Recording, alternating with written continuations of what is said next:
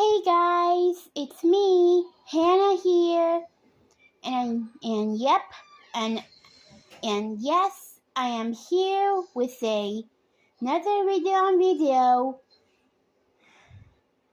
and I just read the first chapter of Rapunzel, A Day to Remember, and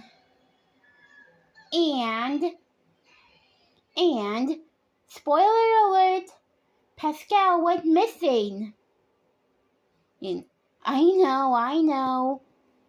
Sorry about the spoiler. But it's true. Pascal went missing, and Rapunzel and her friends couldn't find him. So, let's see what happens if Rapunzel and her friends did not found Pascal. So, without further ado,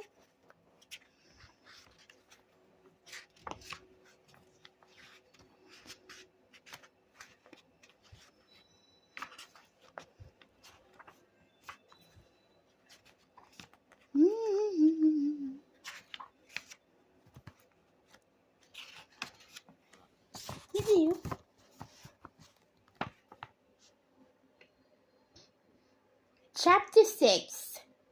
As the sun moved lower and lower in the sky, Rapunzel, Flynn, and Roberto searched the meadow.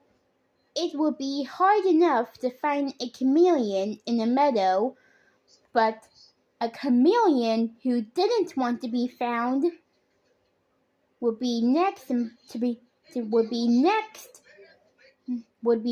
to impossible. Pascal is good at hiding, she said. One time in the tower, he got so mad at me that he stayed hidden for a whole day. That's quite a skill, Flynn said, thinking about the people who were after him. If only he could master hiding. Please, Rapunzel said to Roberto and Flynn, let's put our heads together. She put her hands together. Let's keep looking for a little more. I don't think Pascal can be too far. The search went on. Even Maximus helped. He hung his head low to the ground and sniffed around. Flynn was sure he had solved the mystery. When he squatted down to check under a bush, he thought he had found the sneaky, color-changing fellow, but instead, a squirrel flew out of the bush in a huff. Rapunzel kept on checking under the trees and bushes.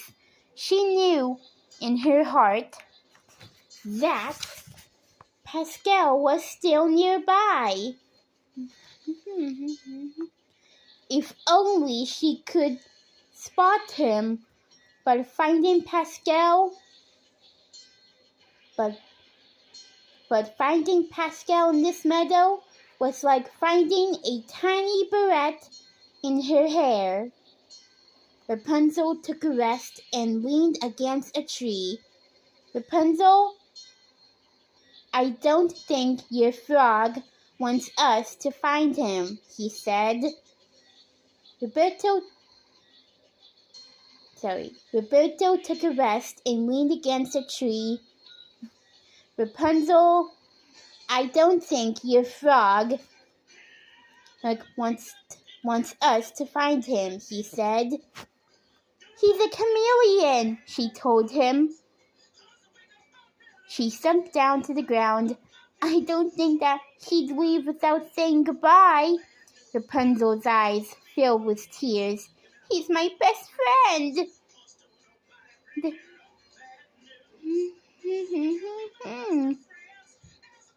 She sniffed a little and put her hand in her hands. He must be very angry at me for something. Her voice trailed off. Her voice trailed off as she started to sob. Flynn and Roberto and Flynn each held out handkerchiefs.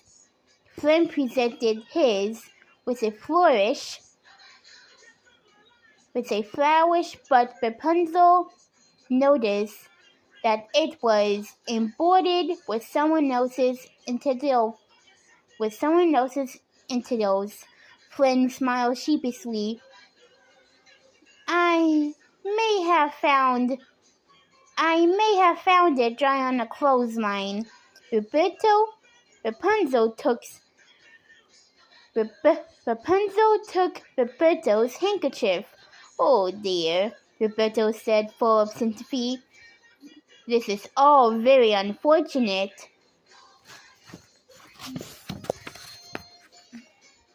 Pascal and I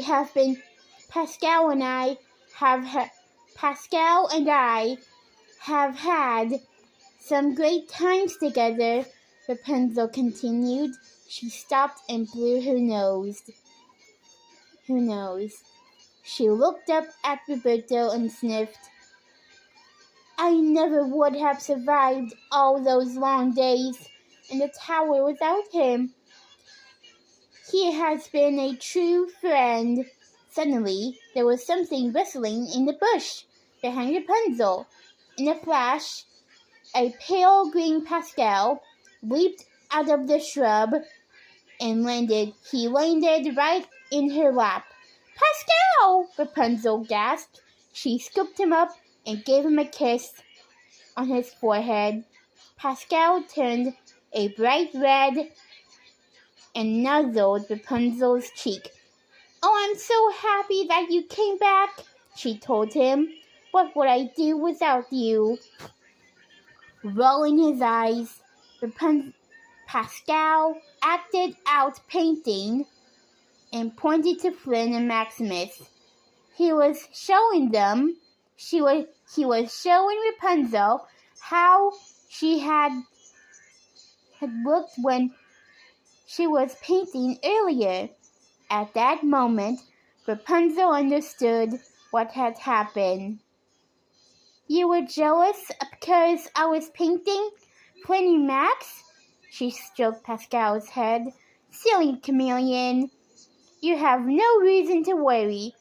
As I just said, you are my best friend.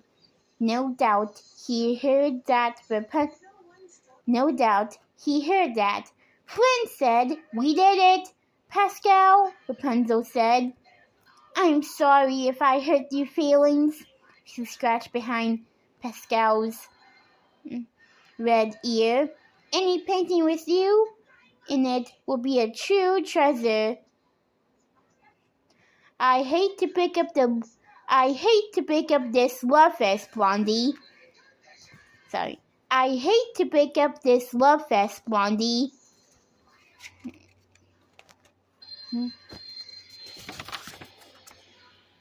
Flynn said. But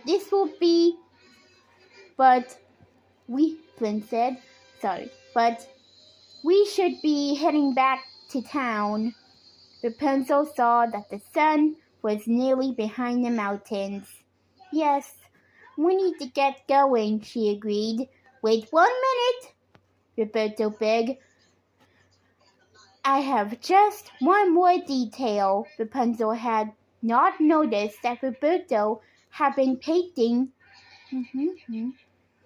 the whole time she was talking to Pascal. She walked over to take a peek of what he had done. On his canvas was a beautiful portrait of Rapunzel and Pascal. Rapunzel beamed with delight. Roberto, this is gorgeous! And it is my gift to you and Pascal, he said, grinning. The name of this painting is Two Good Friends in the Meadow. I hope you will hang this in your tower. I would love it if you took it. I would love it if you took it home to remember our time together today. Rapunzel picked up the canvas. The strong, warm colors of the sunset made a beautiful backdrop. Careful, Roberta warned. The paint is still wet. Oh, I know the perfect spot for this at home, Rapunzel told Roberto. Thank you so much. You have been so kind. She handed the painting to Flynn and reached out and gave Roberto a big hug. This is the nicest gift I ever gotten, she said. We will treasure it forever. Pascal put his hands on his heart and bowed. He too wanted to thank the painter. Roberto had painted Pascal in a blend of colors, so he looked extra colorful. Roberto flashed a huge smile and picked up the boxes of brushes and paints. Let's head back to town, Flynn said. Yes, let's head back to the village, Rapunzel said. Together.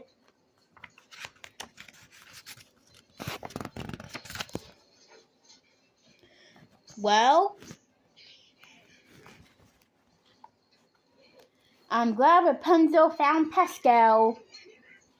And you know what they say? Two best friends in the meadow are like two peas in a pod. Well, I hope you like this video, everyone. I'll see you next time when I read the 7th chapter.